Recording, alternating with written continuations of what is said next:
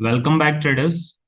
देखेंगे हमारे कल के डिस्कशन के अकॉर्डिंग आज मार्केट का क्या बिहेव था और आने वाले कल के लिए हमारी बैंक निफ्टी में क्या स्ट्रेटेजी रह सकती है। कल हमने डिस्कस किया था गैप फिल थ्योरी को कि मार्केट में गैप फिल थ्योरी क्या होती है। और आज के आप मार्केट को देखेंगे तो आपको एक सिमिलैरिटी दिखेगी कल के चार्ट के पैटर्न में और आज के चार्ट के पैटर्न में।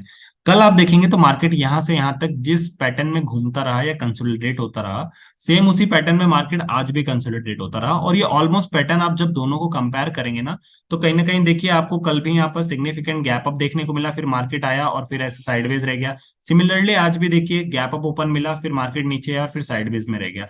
दोनों पैटर्न आपको ऑलमोस्ट सेम मिलेंगे। मैं ऐसा क्यों बोल रहा हूँ, क्योंकि यहाँ पर मैं आपको एक और कॉन्सेप्ट बताता हूँ। देखिए, जो गैप फिल थ्योरी होती है, उसके बाद गैप अप या गैप डाउन होने के बाद मार्केट उस गैप को फिल करने के लिए कितना ऊपर जाएगा या कितना नीचे जाएगा, वो इससे डिसाइड होता है कि उसका गैप कितना ज्यादा है। फॉर एग्जाम्पल यहां पर आप देखेंगे तो बहुत बड़ा सिग्निफिकेंट गैप अप ओपन मिला, उसके बाद जब मार्केट ने उसको फिल करने के लिए नीचे आया तो मार्केट ने पहले लेवल का ब्रेकआउट दिया, सेकंड लेवल का ब्रेकआउट दिया और थर्ड लेवल पर आके इसने यहाँ से रिवर्स लिया है और बाउंस बैक दिया है। सिमिलरली आज आप देखेंगे, आज का जब आप यहां से देखेंगे गैप अप ओपन, तो ये बहुत छोटा था।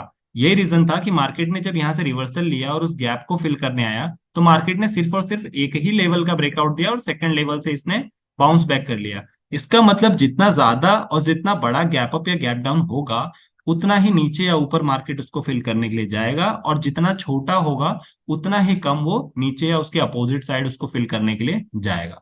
आई होप को आपको ये कॉन्सेप्ट समझ आया होगा, और आगे जब भी गैप डाउन और गैप अप होगा तो आपको ये डिसीजन लेने में और प्रॉफिट बुकिंग में काफी हेल्प करेगा। अब डिस्कस करते हैं हमको कि आज के हमारे ट्रेडिंग डे में हमको कहाँ कहाँ एंट्री का मौका मिला। देखिए, आज हमारा गैप अप ओपन हुआ और उसके बाद मार्केट ने एक चीज कॉमन देखेंगे कि मार्केट ने कल जहां से रिवर्सल दिया था, मार्केट ने सिमिलरली वही 44,700 के लेवल से रिवर्सल आज भी दिया है। दोनों ही रिवर्सल सेम लेवल से हमको मिले हैं। यहां से आप चाहते हैं तो 44,700 वाला जो ये कैंडल ने ब्रेकआउट दिया है, यहां से आप एंट्री ले सकते थे और अपने नेक्स्ट टारगेट पे जो कि 44,580 का लेवल है, यहां पर अपना प्रॉफिट बुक कर सकते थे।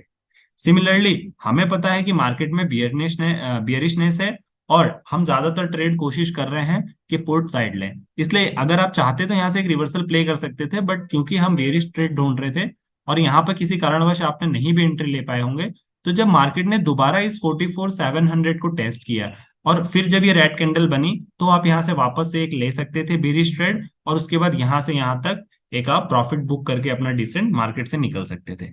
उसके आगे जब आप देखेंगे तो उसके बाद मार्केट सिर्फ और सिर्फ एक कंसोलिडेट फॉर्म में होकर रह गया। सिमिलरली मार्केट ने सिर्फ और सिर्फ आज दो ही बार ट्रेड करने का मौका दिया, एक स्टार्टिंग में और एक करीबन 11 बजे। उसके बाद आज आपका जो ट्रेडिंग डे है वो लगभग लगभग एवरेज रहा होगा, आपको इतनी ज्यादा खास कोई मूवमेंट देखने को नहीं मिली। अब एक बार हम अपने डेटास पे नजर डाल लेते हैं कि आने वाले कल के लिए या कुछ 2-3 दिन बाद भी मार्केट में क्या एक्सपेक्टेड मूवमेंट है और कल हमें किस ट्रेंड में रहकर बियरिश या बुलिश ट्रेड लेना है। अगर मैं ग्लोबल डेटास की बात करूं तो सबसे पहले आप देखेंगे कि यूएस मार्केट को आप देखेंगे, तो यूएस मार्केट कहीं ना कहीं आपको ग्रीन में ही पूरा पूरा क्लोज होता हुआ दिखेगा। हालांकि ये शाम को भी जो है वो रिफ्रेश होता है, but for the time being हम कह सकते हैं कि ग्लोबल मार्केट में भी पॉजिटिव सेंटिमेंट है। उसके बाद हम यूरोपियन मार्केट को देखेंगे तो यूरोपियन मार्केट में भी आप देखेंगे कि ऑलमोस्ट ऑलमोस्ट ग्रीन में सब क्लोज हुए हैं। इसके बाद अगर आप नीचे आएंगे और एशियन मार्केट को देखेंगे, तो एशियन मार्केट में भी देखेंगे तो आप ये आपको पूरा की पूरा ग्रीन ही मिलेगा यहाँ पर। उसके बाद आप और नीचे आएंगे, कमोडिटीज को देखेंगे तो क्रूड ऑयल और गोल्ड भी जो है वो ग्रीन में ही क्लोज हुए हैं। उसके अकॉर्डिंग आप नीचे आएंगे जब करेंसीज में, तो आप देखेंगे कि पैसे की भी वैल्यू डॉलर के मुकाबले कहीं ना कहीं पॉजिटिव ही है। और उसके बाद बॉन्ड्स की मैं बात कर लूँ तो बॉन्ड्स अभी जो है हल्के फुल्के यहाँ पर राइट चल रहे हैं, बट ओवरऑल जो ग्लोबल सेंटिमेंट्स है वो पॉजिटिव ही दिखा रहा है। इसका मतलब मार्केट में जो बियरिशनेस थी वो कहीं ना कहीं अब कमजोर होती हुई दिख रही है और मार्केट यहाँ से एक पुल बैक या आप कह सकते हैं बाउंस बैक देने के लिए रेडी है। सो अब एक बार F I I D I की तरफ भी नजर डाल लेते हैं कि F I I D I में मैं आपको एक और ट्विस्ट दिखाता हूं। देखिए, यदि आप कल का ऑप्शन चेन का डेटा देखेंगे तो मार्केट बैंक निफ्टी क्यों इतना वीक हुआ, क्योंकि देखिए यहाँ पे भर भर के जो है वो सेलिंग हो रही है एफ आई आई के द्वारा, और कल उन्होंने निफ्टी 50 में जरूर कुछ पोजीशन बनाई है। सिमिलरली अगर आप फ्यूचर के डेटास देखेंगे ना, तो फ्यूचर में बैंक निफ्टी हो या निफ्टी हो, दोनों में ही पोजीशन बनाई जा रही है। इसका क्या मतलब होता है? इसका ये मतलब है कि एफ आई आई और डी आई आई जो है वो कहीं ना कहीं उन्हें पता है कि वो ऑप्शन ट्रेडिंग पर रिलाय ना होके फ्यूचर में अपनी पोजीशन बनाने पे ज्यादा ध्यान दे रहे हैं। क्योंकि उन्हें पता है कि आने वाले एक दो दिन में कुछ हो ना हो, बट फ्यूचर में या फिर आने वाले डेज में जरूर मार्केट एक अच्छी रैली या बुलिशनेस दिखाएगा। इस वजह से आप देखेंगे कि सेलिंग कंटिन्यूसली ऑप्शन में चल रही है, बट फ्यूचर में जो है वो बाइंग चल रही है। यदि मैं कैश मार्केट की बात करूं तो देखिए कैश मार्केट में भी एफआईआई जो है वो सेलिंग कंटिन्यूसली किए जा रहे हैं, बट यहाँ पर डीआईआई को आप देखेंगे तो पोजीशंस बना रहे हैं वो। इसके अलावा यदि डेरिवेटिव्स में मैं नेट वैल्यू बात कर लूं, देखिए फ्यूचर में जो है यहाँ पर आपको पूरा ग्रीन दिखेगा, बाइंग चल रही है। और सिमिलरली यदि मैं ऑप्शन की बात करूं तो देखेंगे आप सेलिंग चल रही है। सो वो लोग भी कहीं ना कहीं फ्यूचर की तरफ देख रहे हैं और रेडी हैं वो लोग भी एक बाउंस बैक देखने के लिए मार्केट में। सो अब आ जाते हैं यहाँ पर, बात कर लेते हैं कि हमारी कल की क्या पोजीशन रहेगी। देखिए आज तो वैसे ट्रेड नहीं मिला था, बट मैं अपनी पोजीशन फिर भी आपको दिखा देता हूँ कि मैंने एक ट्रेड आज लिया था जो कि मुझे 309 के प्रीमियम पे मिला था, 45,000 के स्ट्राइक प्राइस का।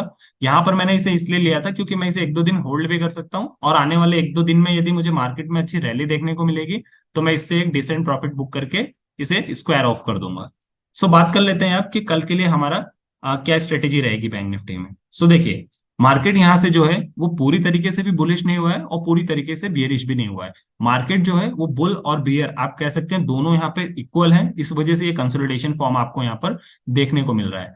अब यदि किसी कारणवश कल मार्केट गैप अप ओपन होता है तो 44,700 हमारे लिए सबसे ज्यादा क्रूशियल लेवल है। यदि मार्केट 44,700 को ब्रेकआउट देता है और उसके ऊपर सस्टेन करने लगता है तो आप मान के चल रही है कि कल आपको 44,800 और 44,900 का लेवल भी देखने को मिलेगा।